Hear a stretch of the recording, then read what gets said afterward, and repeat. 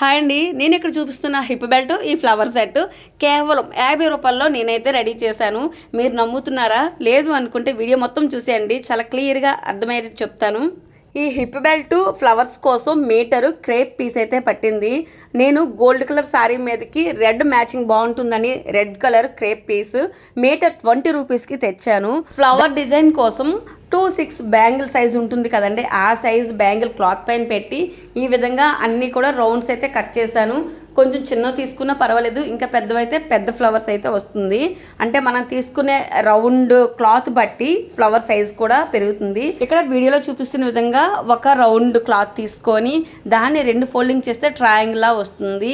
మనకి క్లాత్ ఏదైతే ఓపెన్లో ఉందో అటువైపు నుంచి సూది దారంతో ఈ విధంగా కుట్టుకుంటే ఒక పెటల్ అయితే రెడీ అవుతుంది. ఇలాగా ఒక్కో ఫ్లవర్కి పెటల్స్ అయితే పడతాయి.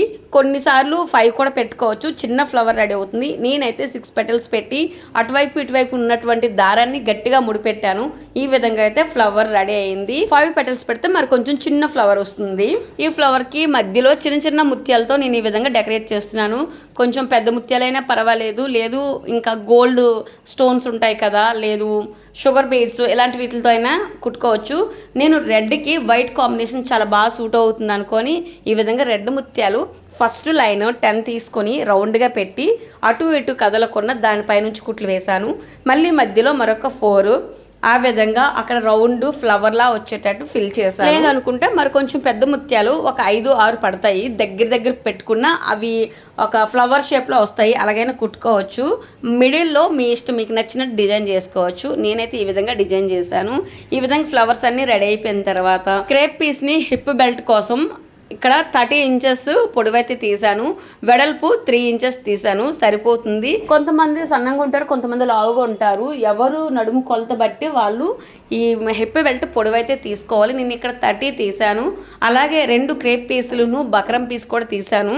కంపల్సరీ బక్రం పీసు 2 పీసులకు మధ్యలో వేస్తే కనుక హిప్ బెల్ట్ చాలా నీట్గా ఉంటుంది. హిప్ బెల్ట్కి తాడు పెడుతున్నాను కాబట్టి చివరి ఎడ్జెస్ ఈ విధంగా కోన్ వచ్చేటట్టు కట్ చేశాను. ఇప్పుడు ఈ 3 పీసులు జాయిన్ చేసుకోవాలి. ఫస్ట్ బకరం పీసు, తర్వాత 2 మిగిలిన క్రేప్ పీసులు ఉన్నాయి కదా, అవి ఒకదాని మీద ఒకటి పెట్టుకొని జాయింట్ చేసుకోవాలి. నేను ఇక్కడ మార్కర్తో లైన్ గీస్తున్నాను. సేమ్ అదే విధంగా కుట్టు వేసుకుంటూ వెళ్ళాలి.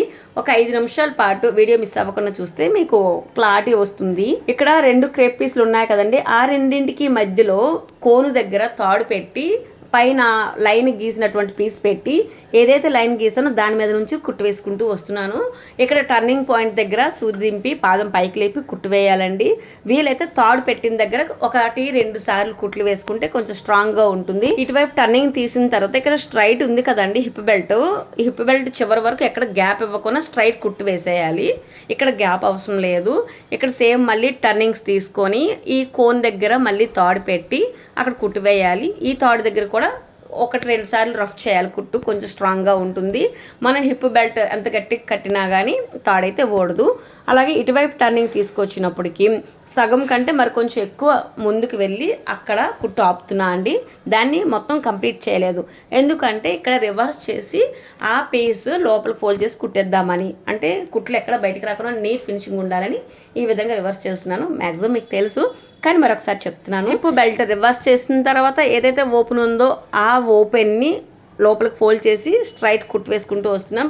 పైనుంచి మొత్తం అన్ని వైపులు కూడాను కుట్లు వేస్తే హిప్ బెల్ట్ చాలా నీట్గా ఉంటుంది. ఏ సారీకి మ్యాచింగ్ కావాలన్నా హిప్ బెల్ట్ చేసుకుందాం అనుకుంటే క్లాత్ కలర్ మారుతుంది, కానీ ప్రాసెస్ అయితే సేమ్ అండి. హిప్ బెల్ట్ ఎప్పుడు చేయాలని ఇలాగే చేసుకోవచ్చు. ఇప్పుడు ఈ హిప్ బెల్ట్ని మిడిల్లోకి ఫోల్డ్ చేసి అక్కడ మార్క్ చేశాను. ఎందుకు అనుకుంటే మళ్ళీ మనం నడుముకు పెట్టి కట్టడం ఇవన్నీ చూడక్కర్లేదు. మిడిల్లో మార్క్ చేసుకొని అక్కడ నుంచి ఫ్లవర్స్ ఈ విధంగా పెట్టి వీలైతే గమ్ముతో పెట్టుకోండి. ఫ్లవర్స్ మ్యాక్సిమం గమ్ముతో ఎక్కువ రోజులు ఉండవు, అందుకని నేను సూది దారంతో కుట్టి వేస్తున్నాను.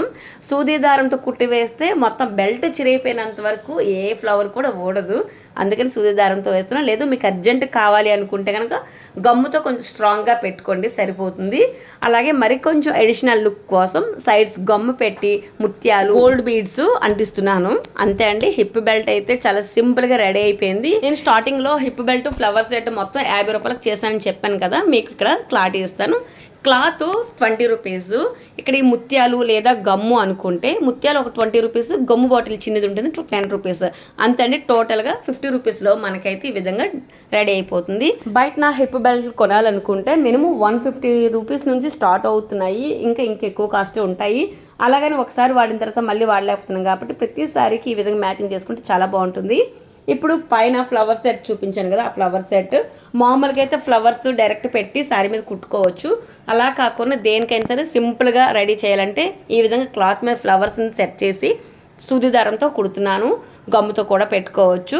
అదే అండి, అర్జెంటుగా కావాలి, రేపటికి కావాలి, ఈరోజు టైం లేదు అనుకుంటే గమ్ముతో టకటక పెట్టేయని తర్వాత మళ్ళీ కుట్టుకోవచ్చు.